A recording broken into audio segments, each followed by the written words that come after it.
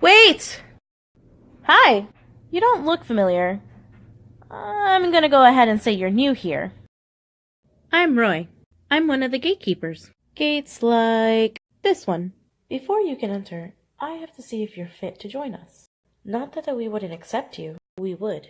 We just want to make sure you accept all of us. That being said, I'm going to introduce you to all the gatekeepers. You've already met me. I'm Roy, and I'm gender fluid. I use they/them pronouns, and I'm a student in Women and Gender Studies. This here is Elise. She is a trans woman, and this is her character. While these are just characters, the people behind them are very much real. We respect that here. Elise does not look like her character, but has made her character as a way to represent herself the way she wanted to. She has gone through several obstacles, going through hateful slurs and uncomfortable stares just for being herself. But despite it all, Elise still stays true to herself, and is happy for it. She has her family support and many friends to help her along the way. This is Benny and Alex. Benny is gender fluid, and Alex is non-binary.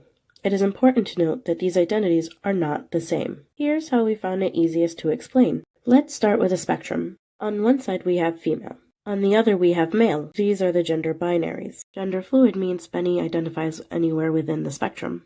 The middle is where the spectrum falls under either of the binaries. Alex would fall under here as non-binary. It's still a challenge to be fully understood as well as accepted. Benny and Alex both struggle within the academic setting, having to correct professors and classmates alike.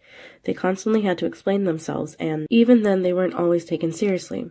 For now, they simply continue to remind everyone of who they are, hoping that one day it will be accepted.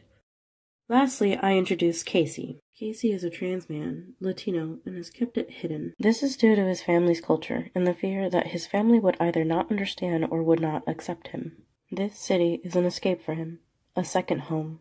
We all have different identities, different stories. This is who we are. Will you accept us? Thank you, and welcome to Represent City.